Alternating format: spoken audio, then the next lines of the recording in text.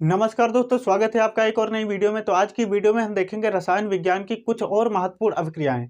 इससे पहले हमने 7-8 महत्वपूर्ण अभिक्रियाएं करा दी हैं। अगर आप 10-12 में कराऊंगा उतनी ही तैयार कर लेंगे तो इससे बाहर कुछ भी तैयार करने की ज़रूरत नहीं बचेगी, क्योंकि जो मैं करा रहा हूँ वो हर साल एग्जाम में पूछी जाती हैं। तो आज हम फिर से लेकर आए हैं अभिक्रियाएँ। तो सबसे पहली है कोल्बे अभिक्रिया। इसको कोल्बे सिमिट अभिक्रिया भी बोलते हैं। ठीक है, अगर आपको पूछे कोल्बे अभिक्रिया या कोल्बे सिमिट अभिक्रिया तो यही अभिक्रिया लिखनी है। बिल्कुल शॉर्ट तरीके में लिखा है, कुछ करने की ज़रूरत नहीं है, माथापाई कुछ नहीं करना है। ठीक है, बस जो परिभाषा लिखी है उसी परिभाषा के हिसाब से आपको समझते हुए चलना है। लिखा, जब सोडियम फिनॉक्साइड को कार्बन डाइऑक्साइड के साथ एक बंद नली में उच्च ताप व दाब पर गर्म करते हैं तो सोडियम सैलिसिलेट बनता है। अब इतना आपने पढ़ लिया। अब इसी के हिसाब से हम यहाँ पर जो है अभिक्रियाओं का सूत्र हिसाब से दिखाते हैं, उसको दिखाते हुए चलेंगे। लिखा क्या है, सोडियम फिनॉक्साइड। तो हम बना लेते हैं यहाँ पर सोडियम फिनॉक्साइड। तो यहाँ पर हमने बना लिया सोडियम फिनॉक्साइड। देखिए, बेंजीन के ऊपर जब भी आपको दिख जाए ONA तो ये होता है सोडियम फिनॉक्साइड।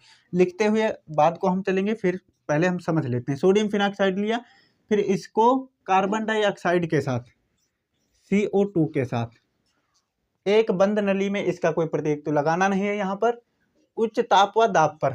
उच्च ताप के लिए हम लेते हैं, कितना ताप लेते हैं, 125 डिग्री सेल्सियस पर गर्म करते हैं। गर्म करते हैं, गर्म करने का मतलब होता है, नीचे ये साइन लगा देंगे तो ये गर्म हो रहा है। ठीक है, गर्म करते हैं तो हमें क्या मिलता है, सोडियम सैलिसिलेट मिलता है, यानी सोडियम सैलिसिलेट बनता है। तो यहाँ पर हम लिखेंगे सोडियम सैलिसिलेट। यहाँ पर लगा होगा सोडियम सैलिसिलेट में, ऊपर लगा होगा Na और यहाँ पर लगा होता है COO और फिर यहाँ पर OH लगा होता है जी, सोडियम सैलिसिलेट। यहाँ पर Na, यहाँ पर लगा होता है OH। तो ये क्या बन गया है, ये हमारा सोडियम फिनॉक्साइड है। इसको कार्बन डाइऑक्साइड के साथ गर्म किए तो हमें क्या मिल गया, सोडियम सैलिसिलेट। ठीक है, सोडियम सैलिसिलेट। तो ये सोडियम सैलिसिलेट मिल गया। अब यहाँ से आपको फिर से एक बार करना है सांद्र के साथ। ठीक है, H+ के साथ जब अभिक्रिया करते हैं तो हमें क्या मिल जाता है, सैलिसिलिक अम्ल मिलता है, सैलिसिलिक अम्ल मिलता है। तो यहाँ से हम बना देते हैं भाई सैलिसिलिक अम्ल। ये हो गया सैलिसिलिक अम्ल। अब इसको लिख देते हैं, यही आपकी कोल्बे अभिक्रिया हो गई। जो परिभाषा में लिखा है उसी के हिसाब से हम यहाँ पर लिखते हुए चल रहे हैं। देखो, जब सोडियम फिनॉक्साइड को कार्बन डाइऑक्साइड के साथ एक बंद नली में, कुछ प्रतीक नहीं लगाना है, उच्च ताप व दाब पर, उच्च ताप कितना है, 125 डिग्री उच्च ताप व दाब पर हो गया। ठीक है, फिर गर्म करते हैं, गर्म किया तो हमें क्या मिलता है, सोडियम सैलिसिलेट मिलता है, सोडियम सैलिसिलेट मिला। फिर इतना आपको आगे परिभाषा में नहीं लिखना है। ठीक है, तो फिर उसके बाद में हम H+ के साथ जब अपक्रिया कराते हैं तो सैलिसिलिक अम्ल बनता है। तो ये हम लिखते हुए चलेंगे। देखिए, ध्यान से आपको लिखना भी है। ये क्या है, ये है सोडियम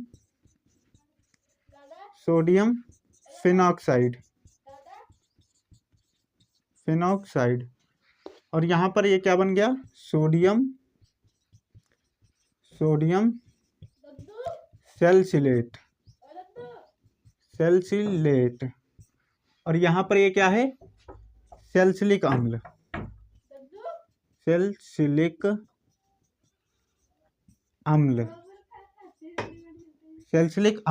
तो यही है हमारी कोल्बे अभिक्रिया। इसको कोल्बे सिमिट अभिक्रिया भी बोलते हैं। अगर आपको इस समझ में आ गई है तो इसका स्क्रीनशॉट ले लीजिए ताकि आपको कोई दिक्कत ना हो।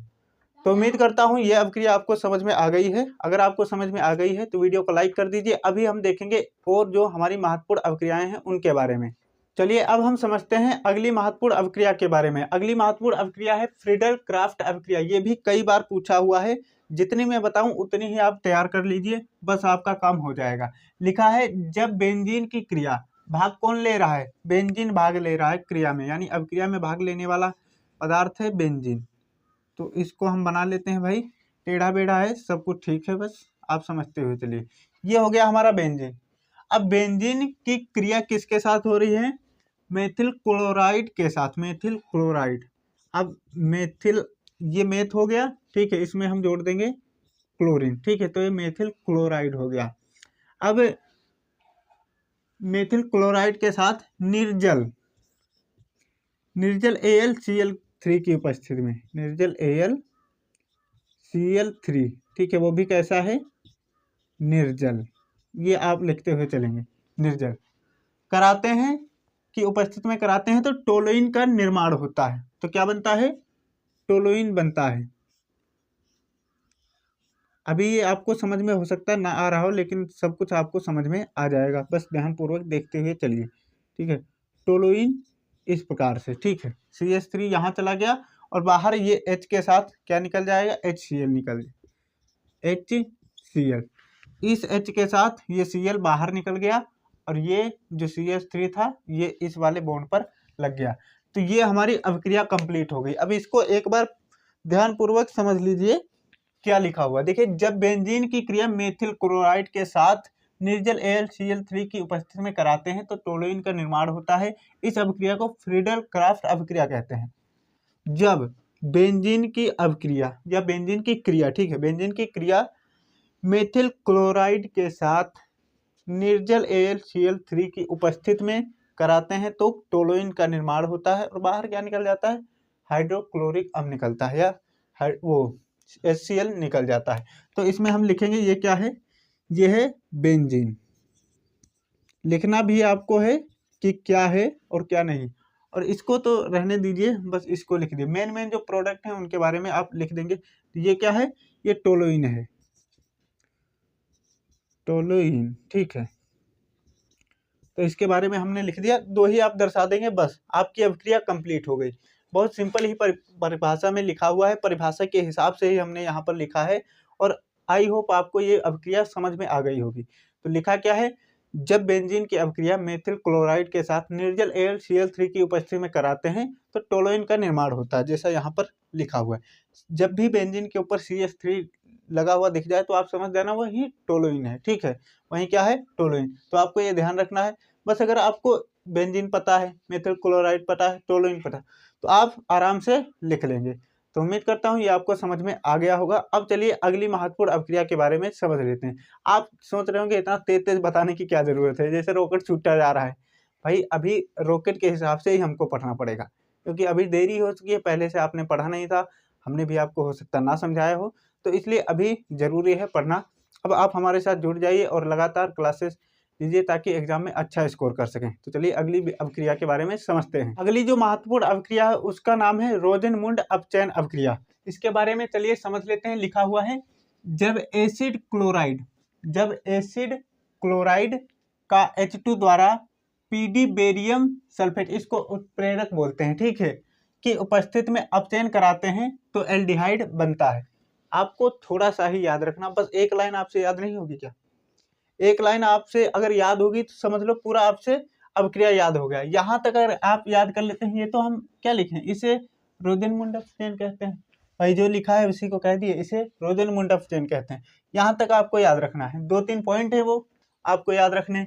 जब एसिड क्लोराइड, क्या है, एसिड क्लोराइड, तो चलिए लिखते हुए चलते हैं, एसिड क्लोराइड, ठीक है, जब एसिड क्लोराइड, ये हो गया एसिड क्लोराइड, फिर H2 द्वारा हो गया, ठीक है, PD बेरियम सल्फेट, ठीक है, PD और यहाँ पर क्या है जी, बेरियम सल्फेट की उपस्थिति में अपचयन कराते हैं तो क्या बनता है, तो एल्डिहाइड बनता है। क्या बनता है जी, एल्डिहाइड का सूत्र होता है RCH2, ये एल्डिहाइड हो गया। और बाहर क्या निकल जाता है, बाहर निकलता है HCl, बाहर निकल जाता है, ठीक है। अब कैसे निकला, चलिए उसके बारे में थोड़ा बहुत हम समझ लेते हैं, बाहर कैसे निकला है। तो यहाँ पर देखिए, ये Cl चला गया यहाँ, ये Cl एक H लेकर चला गया, यहाँ पर H कितने हैं, 2 H हैं, तो एक H यहाँ से बचा तो एक H यहाँ आ गया, ठीक है। तो ये हो गया CH, यहाँ बीच में आ गया तो क्या हो गया, CHO, एक यहाँ आया और एक बाहर निकल गया, तो 2 H से दोनों डिवाइड हो गए, इधर उधर बट गए और HCl एक लेकर बाहर चला गया, तो ये HCl बना लिया और यहाँ पर एक H आ गया तो ये CHO बना लिया, ठीक है, R के साथ। तो ये हो गया एल्डिहाइड और ये आपका एसिड क्लोराइड, इसको लिखेंगे। अब ये एरो नहीं बनाने हैं आपको एग्जाम में, ये ध्यान देना है। अब लिख देंगे आप, ये क्या है, ये यहीं से आपने निकाला है एसिड क्लोराइड। आपको बस फॉर्मूला याद रखना है, सूत्र क्या होता है एसिड क्लोराइड, जो आपको वहां पर लिखा हुआ है उसके सूत्र याद रखने हैं। बात बस आपको अगर इतना याद रख लिए सूत्र वगैरह, तो पूरी अभिक्रियाएं समझ लो आपको याद हो जाएंगी। तो ये है एसिड क्लोराइड का सूत्र। और फिर यहाँ पर हमें क्या मिल रहा है, एल्डिहाइड मिल रहा है, तो ये लिख देंगे एल्डिहाइड। तो ये हमारी रोजनमुंड अपचयन अभिक्रिया संपन्न हो गई, यानी पूर्ण हो गई, ठीक है। अब इसमें ज़्यादा कुछ तो माथापाई करने की ज़रूरत है नहीं, बस आपको ये एक लाइन याद करनी है, उसमें ये एसिड क्लोराइड क्या होता है, और फिर यहाँ पर और कुछ याद ही नहीं करना है, बस एल्डिहाइड याद कर लेना, RCHO, ठीक है। ये मेथ है, प्रोपेब्यूट, यही सब होते हैं जो कार्बन वगैरह होते हैं। तो आई होप ये भी आपको अभिक्रिया समझ में आ गई होगी, स्क्रीनशॉट ले लीजिए। अब इससे आसान भाषा में आपको कहीं और देखने को नहीं मिलेगा, तो बिना देरी किए हुए हमारे साथ जुड़ जाइए, ताकि एग्ज़ाम तक हम आपको प्रॉपर तरीके से गाइडेंस करके और अच्छे से बेहतर और बेहतर बना सकें, ठीक है। बेहतर तो आप हैं ही, उससे भी ज़्यादा बेहतर हम बना सकें, ताकि एग्जाम में आप अच्छा स्कोर कर सकें।